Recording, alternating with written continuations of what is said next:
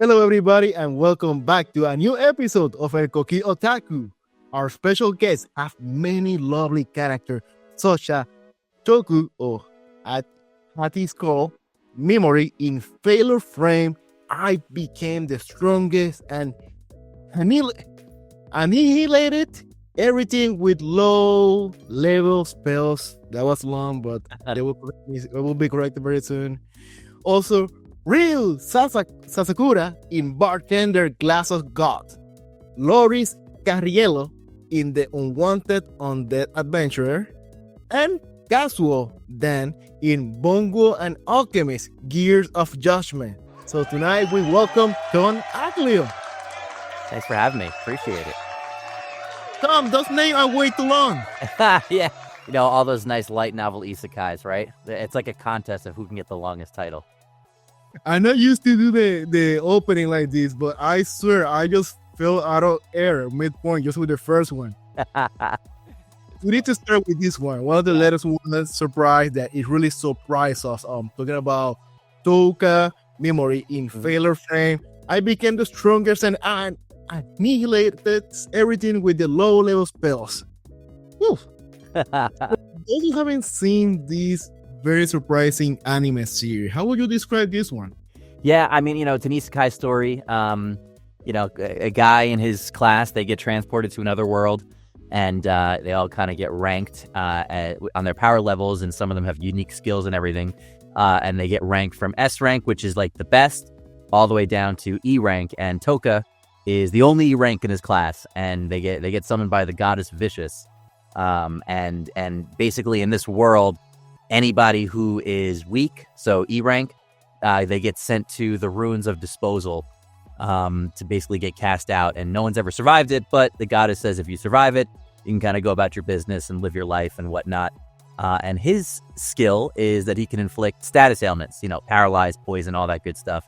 And the goddess tells him that in that world, they barely work. And if they do, you know, they're not very effective. And then so he gets cast out into these ruins, but he vows revenge, right, if he survives. And then he finds out, you know, just like typical isekai fashion, that his skill is super overpowered and they have 100% success rate. So he's paralyzing and poisoning everything and he survives. And the rest of it, it's kind of, I like it. It's like a different take on the isekai genre because he's a little bit of a villainous protagonist, right? So he wants revenge and that's his whole story. He's not looking to save the world. He's not looking to protect anybody. All he wants to do is get his revenge on the goddess, and you know the people he meets along the way, he kind of ropes them into his revenge and stuff. So a lot of fun.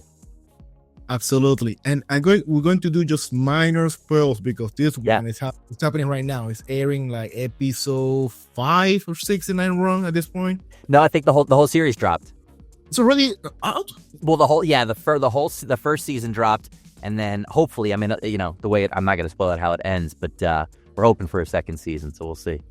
Okay, so I'm the one who's late right now. I'm watching I'm midway watching this one. I have to confess. So for some reason, I think we interviewed somebody. I had it on my list. This, and when I started watching it, it really didn't call my attention first, the animation, because it's a very heavy CGI animation. So those who are very old-fashioned anime might be discouraged. However, the drama, the topic, the story it really anchored me to the story. Such way that my wife was not paying attention, and the next thing she's like, "Oh, I need to go to the restaurant," and I'm like, "Wait, what?" Yeah, it's awesome. It's good. So it is a very great story, especially revenge. Yeah. So far, we saw so many moments from episode 1 that it really make you angry. With the characters that you're like, okay, I need to see my guy survive here. What would be that moment that really caught you, that you make you feel all the feelings? You know, I think honestly, right where it started. You know, I'm a dad, and it starts very, very briefly with him as a kid. I mean, he can't be more than 6 years old, if even that, and he's getting beaten by his dad because he didn't finish his dinner fast enough, and his mom is kind of just sitting off to the side and not really paying attention to him and stuff like that. And right there, that's kind of like, all right, you know, whatever's going to happen to this guy, I'm rooting for him because you know, you see him when he feels the most vulnerable and when he's the most weak. and then he finally gets power and strength. And I think that's really where we started to root for him, is right from the first scene. And then you kind of see like the dynamic with the class and stuff like that, and how he's kind of a little bit, he calls himself a background character, right? And he's bullied and no one really takes him seriously. So you're open that he gets the power that he wants, and that he is finally able to protect himself from, for the bullies in his life. So definitely. And by the way, we bench watched like 6 episodes non-stop. So and I need to keep going because trust me, guys, it's so good. And, like I mentioned, always when we have this series, when we have like our main character being destroyed by this ex character, I didn't get attached to it. Yeah. When we talk about the goddess, and we're not going to spoil too much here, but the goddess episode 1, we know she's a royal bee. I'm not going to finish. Did she remind you any character, anything, because for me, she reminded me the Rising of the Shield Hero. Yes, she does. It is the same, very close scenario. We feel how this our main guy, and yeah, absolutely, 100%. Like, she really, really has it out for Touka. Just right as soon as she finds out, what his rank is as a hero, the E rank, and she's just like, he's kind of like damned before he can even do anything, prove himself, really even speak up for himself. 100% yes. It's funny, actually, when I found out that I got cast as Touka, I love isekai stories, and one of the first things that I did was go back and rewatch a bunch of Shield Hero, and kind of just like to get in that, the mindset of like the isekai fantasy and stuff like that. But I watched a little bit of Failure Frame in Japanese when I got cast, and then I was watching also Shield Hero. It's kind of like look at like the differences and like, how different isekai stories are presented. But 100%, I totally got Shield Hero vibes. And 100%, guys, watch it. Even that you're not used to CGI, watch it. Trust me, the story, it works everything here. I mean, again, I can't wait to finish it. I haven't finished it because I haven't had time to have proper breakfast. But think about breakfast and culinary. One of the lovely anime series that was I waited so much for the dub be announced. And when it was announced, for me, it was a victory. Like, it worth waiting for this one. Talking about your character, Ryuu Sasakura in Bartender, Glass of God. Okay, how do you describe this piece of beauty? Yeah, honestly, it's very different from like when you think of anime, right? You think of, the isekais and the shonens and all the crazy yelling and magic and swords and fighting and stuff like that. This is a very, very relaxed, very chill anime.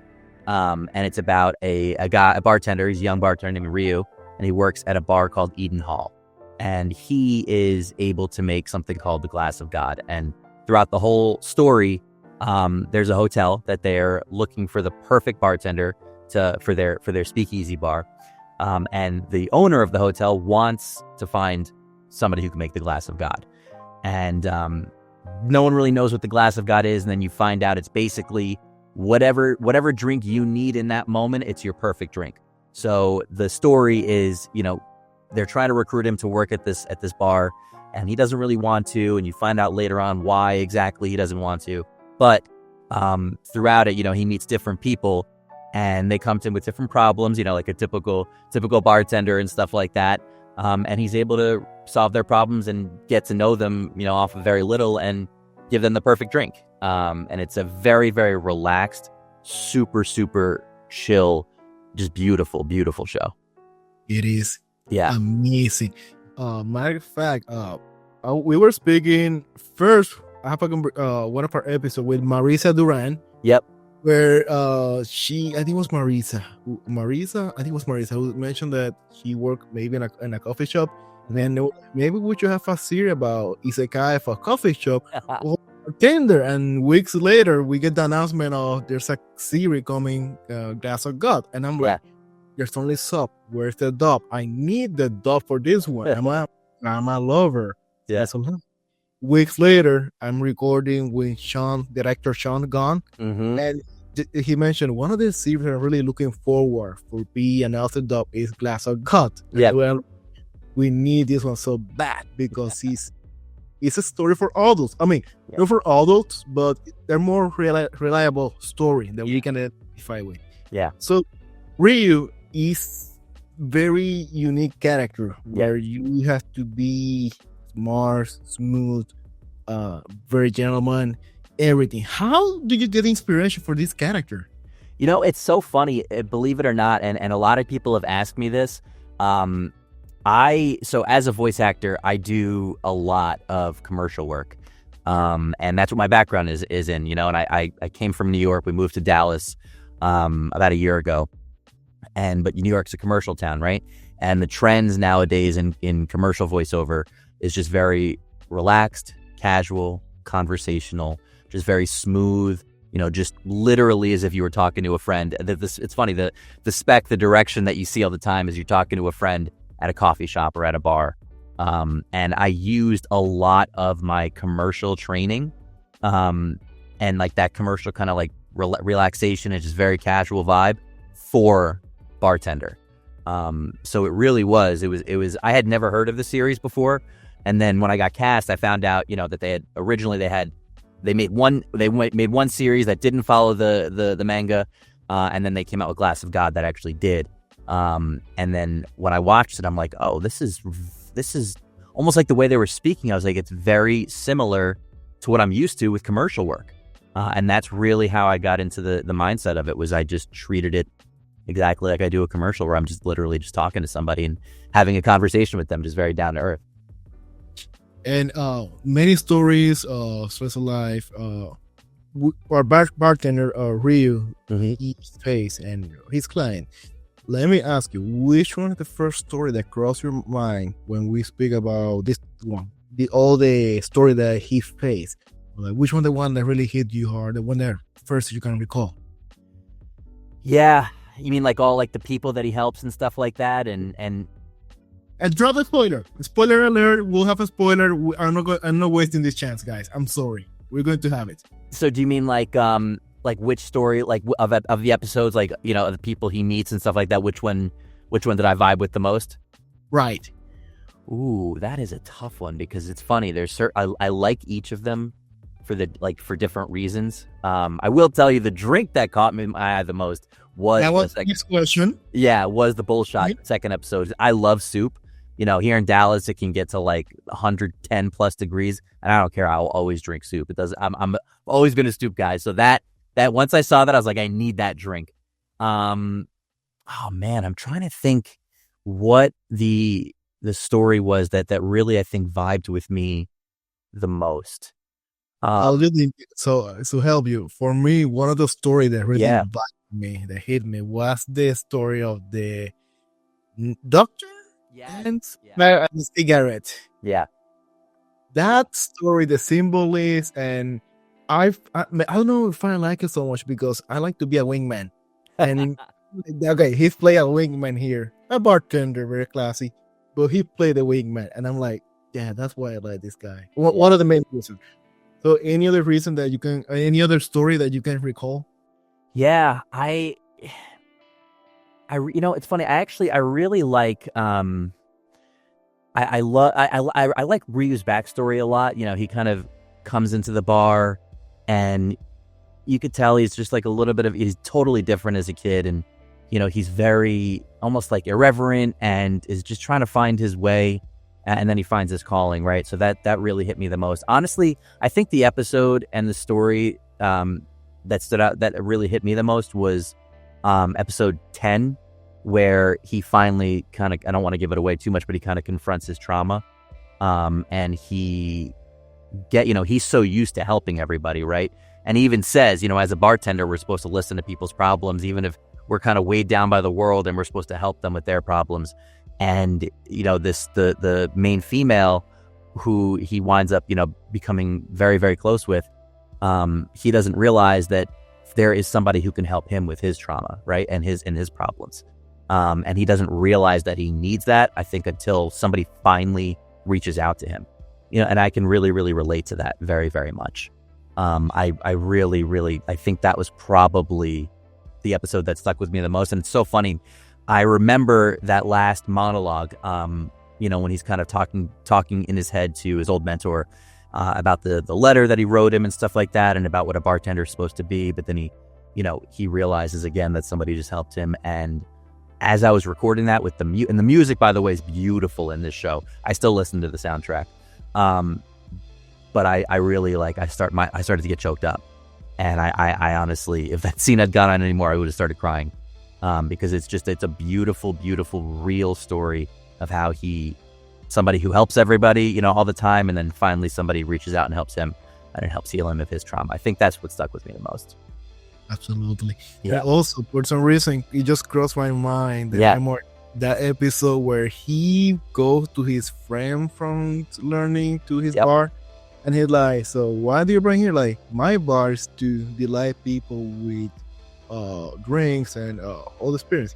This bar is when the bartender serves to poison. And I'm like, how many times I have been in poison bars? I've never been in a bar like this one. Yeah, it's so funny. Now, having been in that show, I literally just every time I walk into a bar, I immediately think of just the different themes in the show. And, okay, is this going to be a bar? Is this medicine or poison here? I will literally say that in my head.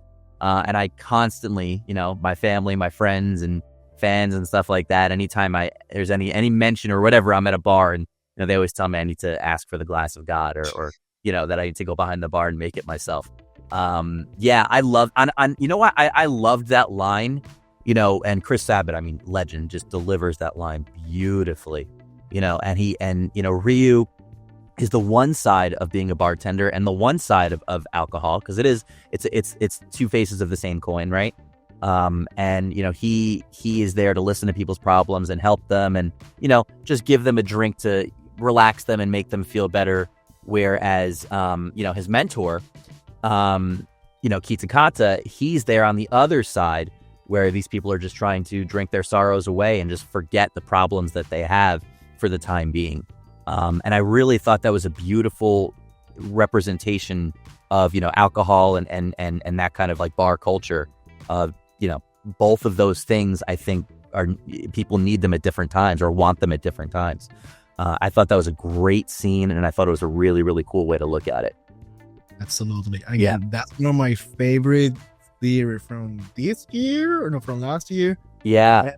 It's a must watch.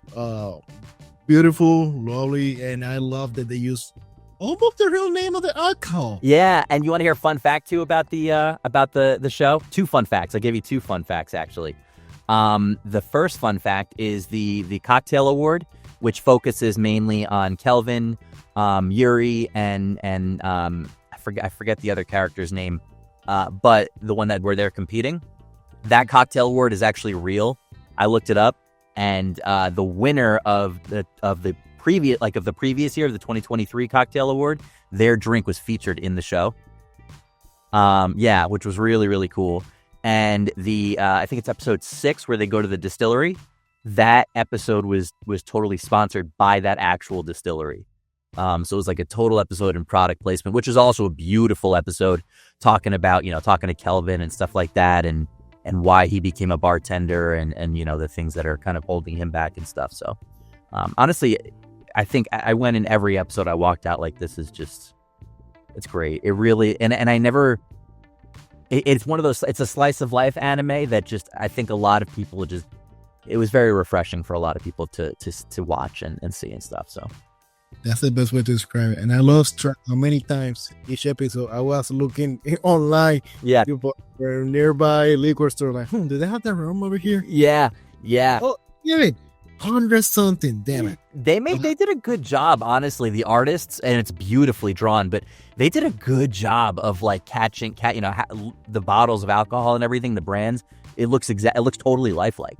They did an amazing job with that. And it's funny, it's a show that even if you're not a huge anime person, it's just a good show. My wife, the typical failure frame and all that stuff, it's not really her cup of tea, but she loved Bartender every single week. She couldn't wait to watch it. Same here. We had to suffer, wait for next week. I know. Because there was no chance I know. It's funny. It's like, as a fan, I like being able to binge it and watch the whole thing. So it was cool when all of Failure Frame dropped. But as an actor, we had been recording it. I was so excited to share it because it was so different from Bartender, and I haven't been in the anime scene for too long. And I really wanted to show, okay, you know, that I can do that. The other side, you know, Ryuu is one type of character and Touka is totally different. So I wanted to be able to showcase that. So keeping it to myself, I'm like, oh, I can't wait till it comes out. I'm so excited. So it's kind of like, you know, I love being able to binge it, but as an actor, it's like I just want to be able to share it every week. So absolutely. And talking about acting, let's talk about you, Tom. How you made it to the industry, because you just mentioned commercial in New York. So what's your story? How you made it here? Yeah. So I my whole life I loved cartoons and anime and video games. I'm a huge gamer. And it's funny, I could tell you the anime, like the shows that made me want to get into anime voiceover, and like the first time in my life where I really like recognized beautiful, great voice acting. So I kind of was always into theater and everything like that, and I did it all throughout high school and college and stuff, and then for, you know, everyone was like, oh, you have a great voice, you know, you really should try voiceover. And I will be totally honest with you, man. This is the honest truth. I will never forget.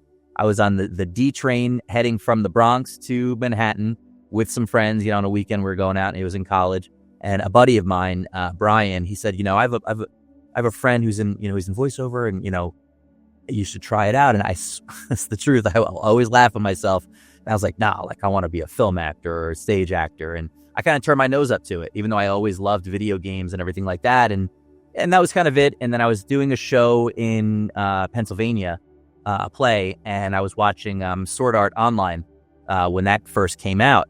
And that was like the anime that I was like, I really, really like this. Like, I really want to check this out. And then I didn't for a while. And then, you know, my wife a few years ago was like, hey, you've been talking about it, you really should try it.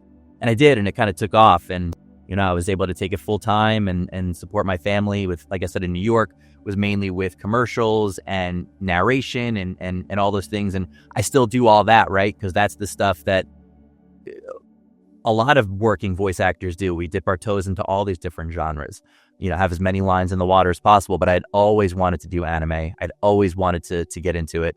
And I was fortunate to be able to do it in New York during the pandemic with Bungo and Alchemist, which we'll talk about later. But my wife and I wanted to move out of New York post-pandemic. And I said, you know what? Let's give it a try. Like, I want to go to Dallas. I want to try this. I won't be able to live with myself if I don't. And it's happened fast, and I'm really, really grateful. I really am. And going back, the first time that I ever noticed great voice acting, this is going to sound really weird, was when I played Sonic Adventure on the Sega Dreamcast, and I heard Sonic speak. I'm a huge Sonic fan, and that was the first time I said to myself, wow, that is like an amazing voice for this character. And that's kind of like when I got the bug, and, you know, it's like, oh, voice acting is a really cool thing. So how you made it first to the industry of voice acting, to the video game, not animation, right? So I'd always watched like Dragon Ball Z and stuff like that and Full Metal Alchemist growing up, but would really like turn me on to, wow, this is like a real person doing this, and the voice is fantastic. It was when I really noticed with Sonic Adventure. And I noticed it a lot when I was like, 10 years old and stuff, watching Dragon Ball Z, trying to power up like a Super Saiyan and everything. But when I played that game is when I really recognized that this is something that people do. And I was always interested after that. So what was your first job, your first gig in voice over?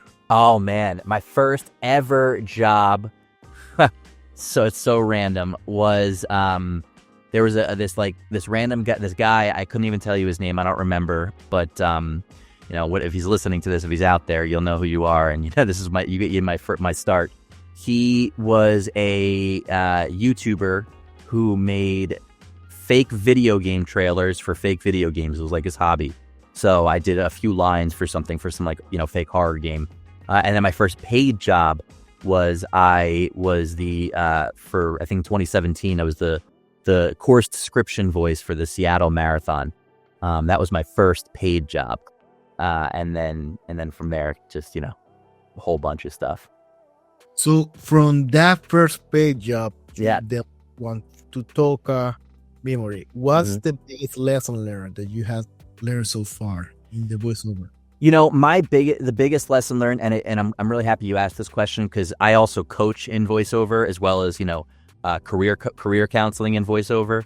And what I tell my students, and the biggest lesson that I learned is, there's a lot of rejection in this industry, in all aspects of acting, of show business, right? I think Mark Ruffalo got denied like 600 times before he booked something. But there's a lot of rejection, and it's very easy, unfortunately, and I'm guilty of it too, to get down on yourself when rejection happens.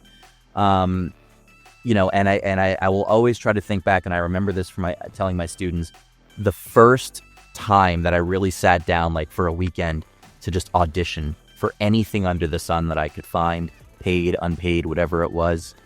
Just the pure joy that I felt, and excitement, and just no nerves at all, and just couldn't wait to see what would happen, and knowing that this is what I was meant to do. That joy, I always tell people, and this is the lesson, is never lose that.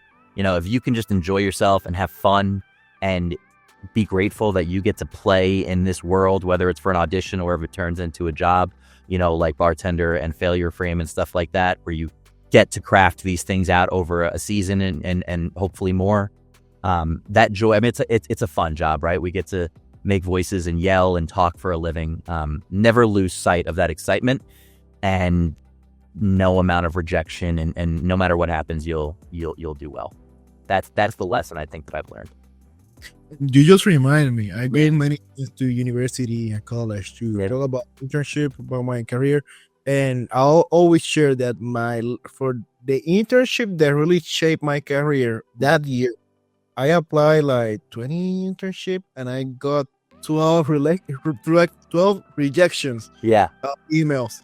And the last one was the one who accepted me, which was the one that really changed my career. So yeah, absolutely, never stop. And then,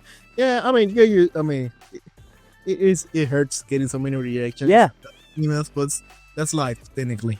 Yeah, I mean, listen, it happens every day. I'll audition for something, whatever genre it may be, and there's things that I really want to get and that I don't get, and it's unfortunate, but it's a great thing for the person who does get it. And I'm a firm believer in, if you don't get something, it wasn't meant to be, and whatever mistakes that you make along the way, it's so that you don't make those mistakes for the ones that matter, So those 12 rejections, it wasn't going to get you to where you are today, right? The one acceptance is what you got, is what got you where you are, and absolutely 100%.